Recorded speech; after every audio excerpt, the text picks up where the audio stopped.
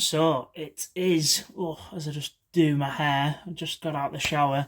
It is 20 to 12, just about to set off to Bramall Lane. Went there for the first time last season and was really hurt last minute. Scored by an ex-nobber after Reda Kadra, who now plays for Sheffield United, missed a penalty. And for me was the downfall of us bottling the playoffs, to be honest. I genuinely started to think after that game that, we're not going to make it. Not the best memories heading to this ground by any means. We come off this game after a thrashing from Reading 3-0. Looked absolutely out of the game. Embarrassing, to be honest. And I'm hoping for a reaction today. My head tells me 2-1 to Sheffield United. We've got a really poor record here. Sheffield United themselves have a very good record at home. I think they haven't lost there in the last 15 or something ridiculous. Bramall Lane is a fortress. That can't be denied. And, when they were in the Prem, their fans showed that. But my heart's telling me to go with a 1-1, which I'm going to go for. I'm going to hope that this team can be resolute at the back today, even though we'll be playing a 17-year-old at the back, partnering with Ayala. And I just hope that JDT gets a reaction out of them. If by any means we got to Bramall Lane and lose, then I don't think there's anything to be ashamed of. It's the manner in which we do it. As long as we give a performance today which was nothing like the one against Reading, and we show fight and desire and actually, put in a performance and we lose the game, then, I don't think any Rovers fan will grumble with that. We find ourselves still going into this game top of the table after winning the first 3 games. And, I think any Rovers fan would take a point right now. This is the biggest test JDT has had. We're going to be under the cosh. And to be honest, I think that plays into our hands a little bit. We're much better counter-attacking side than we are with the ball. We had 65% of the ball against Reading and showed we still can't use the ball, unfortunately. So today we're probably only going to have about 30-odd%. And you would hope that would play into our hands with Diaz, Gallagher, Hedges, Smodic. You would think that would be the front four countering. And hopefully we can nick a goal and, like I said, come out with a 1-1 with a resolute defensive performance, hopefully. So I guess we'll have to see. Unfortunately, the sun is not out. I was thinking yesterday whether I'd have to put shorts on potentially, but it's been bucketing it down in true northern weather. But I guess I'll see you at Bramall Lane.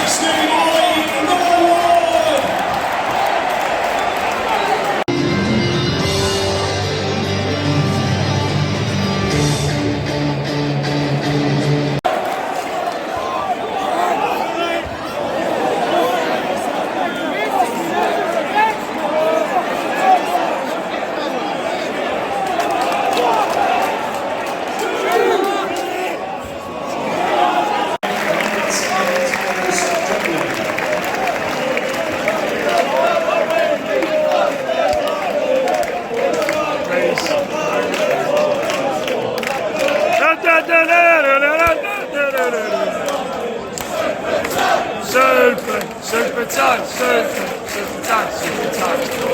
Points and a belt that takes the Blades to the top of the championship.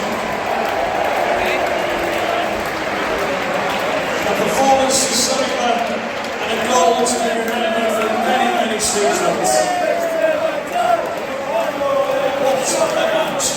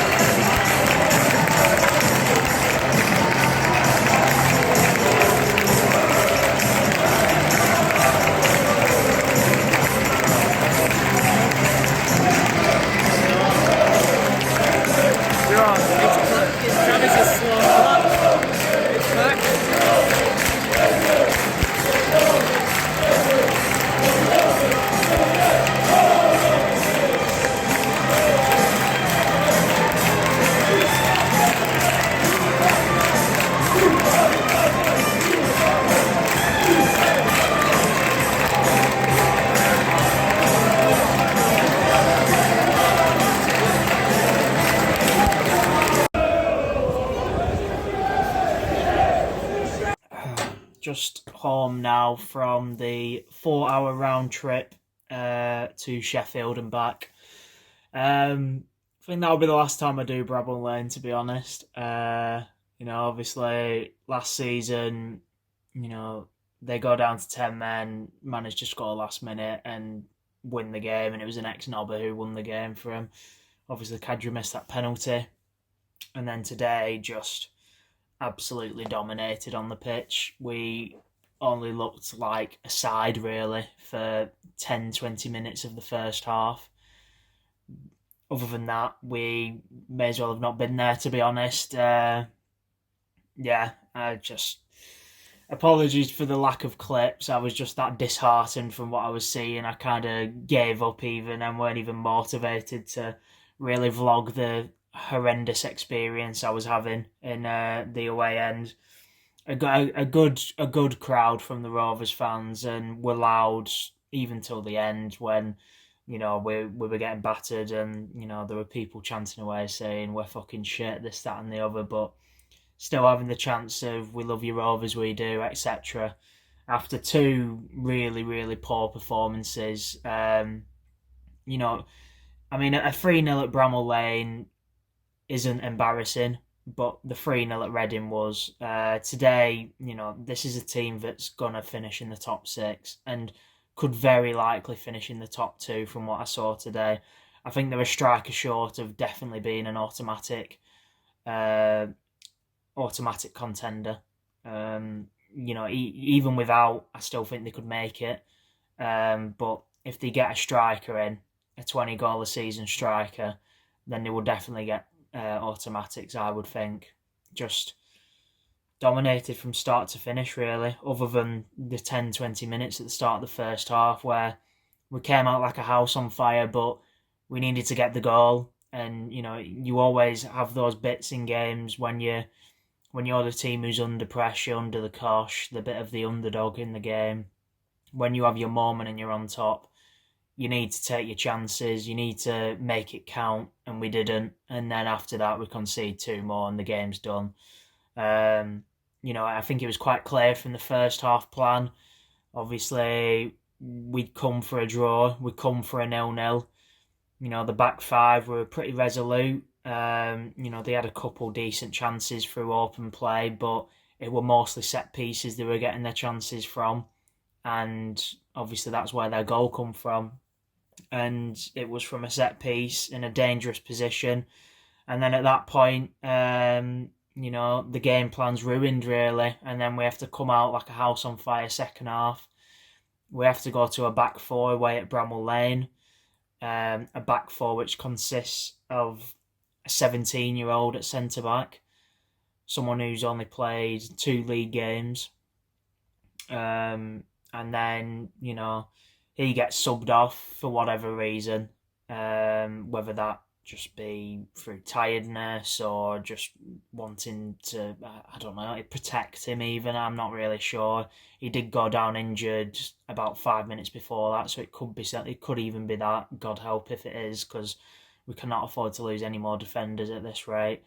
As soon as he goes off, we concede. We're playing a left back at centre back, and Edun, is he a left back? Is he a midfielder? Is he a winger? I don't know, to be honest. But just, it's half a team at this moment in time, and it's embarrassing, really. We're a good few weeks into the season now, and come Tuesday, I would think Ash Phillips plays against Bradford. We're going to have used a 17-year-old 5 games in a row. We're a championship club. That just shouldn't be happening. And I know if you're good enough, you're old enough, this, that, and the other. But he isn't. You can tell he's out of his depth right now. He had a good game against Hartlepool, got man of the match. I don't think he was man of the match personally, but he didn't have anything to do in that game. They probably just give it him because there's the things of him leaving and whatnot, and obviously there's all the hype around him. But he weren't the man of the match that game. Put in a decent performance against West Brom, to be fair to him. But against Reading and even today, you can tell he's just not the finished product. He were getting put under pressure by Redekadra on the press, and you could tell he just panicked at times. To be fair to him, he got a goal line clearance, and it soon went to 2-0, but it would have been 2-0 if it weren't for his superb goal line clearance. So he's obviously a talented boy, but he's a couple years away from even being anywhere near close to first team for this club.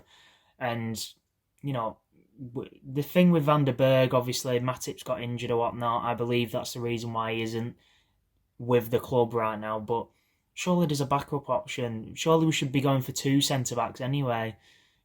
Barnes is injured for the season, so he's an option that we no longer have. Carter's out. Wharton's out.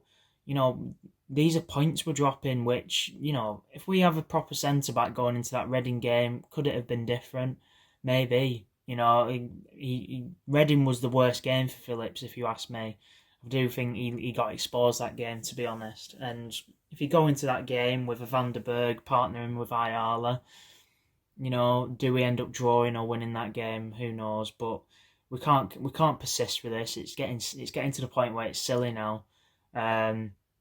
There's a couple of weeks of the window left, and since Broughton's brought in Morton and Smodic, it seems like he's had his finger up his arse. Like, it's quite clear and obvious we need a centre-back at least, I think 2, desperately. We desperately need 1. Nothing's happened. We need a holding midfielder, because if Travis gets injured tomorrow, no one can do what he can do in that squad. We desperately need a goal scorer. That's 1 goal in 5 now for Sam Gallagher. At that rate, he's going to get 9 goals again for the season, which it just isn't good enough. I thought after the pre-season he'd come into this season and, be a bit different, maybe show us a bit more about himself. Maybe JDT had, got him playing, but again, he's out on the right wing. He's fucking useless. And I know it's a bit more free-flowing, but there were times where he drifted with Mowbray into the centre and whatnot. And, this persistence to play him on the wing, it's just painful to watch. I'd much rather just have him down the middle. And if a chance falls to him, he usually takes them. He is a decent finisher, but you're putting him on the wing where he's being forced to dribble and cross, and he can't do either. So it's just painful to watch at this point. Smodic, again, another game that's passed by and he's done nothing, if you ask me. He scored his goal in his debut, but even in that Swansea game, other than score, he did nothing. And every other game since, he's done nothing, in my opinion. So I think he needs to get dropped, personally.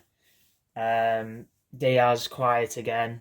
But you can understand being quiet at Bramall Lane when we were absolutely dominated. And you can say the same thing for Gallagher and Smodic, to be fair, but Diaz hasn't been quiet in every single other game like Smodic has. So, and yeah, Buckley and Travis, poor again from both of them. I thought Buckley was a little bit better today, but not the levels of the first 3 games by any means. Yeah, I'm not really sure what's happened there. But we're going into a game against Stoke on Saturday. We've obviously got Bradford before then, but Stoke in the league. They'll have a week's rest, most of those lads, you would think, and it's gonna be a tough game at home. It's Stoke at home. We lost at home to them last season, but they're not in a great run of form themselves. So we need to dust ourselves down, get a week's rest, get the high press back, because today and on Wednesday against Reading, the high press has just been non-existent. I felt like that's really been lacking in those 2 defeats, and in the first 3 games we were pressing with such intensity and, just making the opposition dictate to us, really, because we were pressing them into it. So that needs to come back against Stoke on Saturday. They'll have had a week's rest. There's no excuses at that point for them not to be pressing and with intensity. And I feel like that has to be a win now. To be fair, you look at these first 6 games before the season.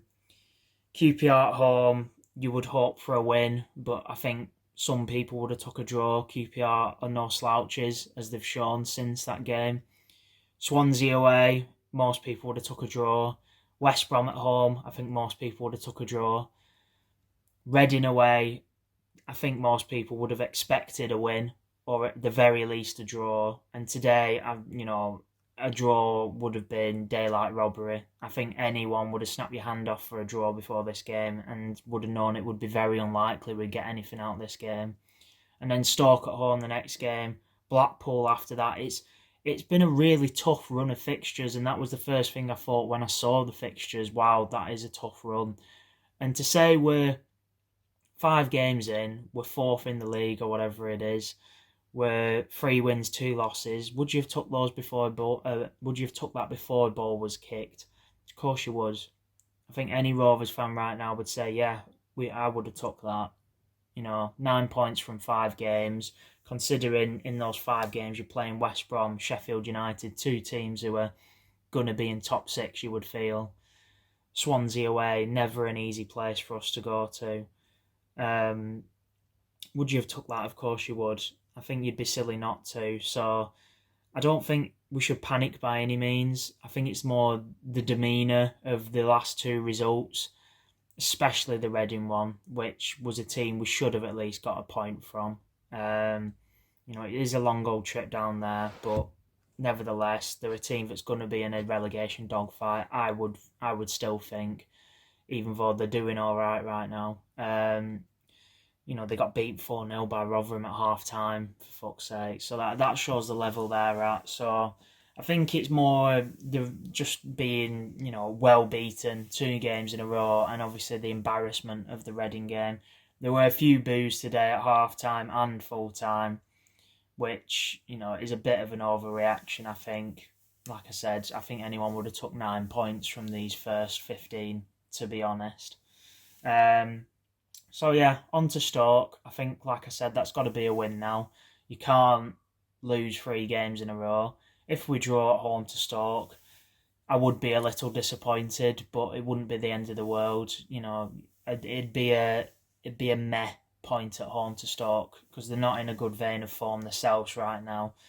But yeah, I think these past 2 games have shown the emphasis on the fact that we need a striker in. We need a centre-back in desperately, because, if Diaz is marked out the games like he has been in the past 2, we have absolutely no threat, it seems. From what we've seen in these past 2 games, and we can't be relying if and when Diaz goes, for 9 goal a season Sam Gallagher to step up. I just can't see it happening. So yeah, hopefully this is a wake up call to Greg Broughton, the Venkies. Put your money where your mouth is. We've started so well. It is going to be a season of transition. I think these past 2 games have shown where we are as a team. Sheffield United are a team that's going to be up there, and they played us off the park today. And I think that showed a lot of where we are today as a team. And this is a team that we've put out and should be nowhere near the playoffs, to be honest. So yeah, definitely a wake-up call. Let's get a few signings in before Stoke, hopefully. At least a centre-back. We need a centre-back before Stoke. Preferably even before Bradford, because at this moment in time, Ayala's going to have to play against Bradford, or Pickering's going to have to play at centre-back again. So, yeah, that's the position we find ourselves in right now. So, yeah, let's get a centre-back in before Bradford, hopefully. And let's get a goal scorer in as well. And obviously, if Diaz leaves, we need to replace him. I then think we need another centre-back, and I then think we need a holding midfielder too. So a lot of business to be done, but it's still early days. And like I said, I think we can still remain positive that we've took 9 points from a really tough first 5 games, in my opinion. And I think, even if you ask the neutral, they looked at those first 5 games, I think they would say that's a tough run of first 5 games. And we've come out better at the end of it than I think most fans would have thought we would, considering it's a new philosophy under JDT, new style of play. Obviously, you're integrating young players as well, like Ashley Phillips, into the team. To come away with 3 wins out of 5 is really good, in my opinion. And if we can make it 4 wins out of 6 come Stoke, I think all fans should be more than happy with that.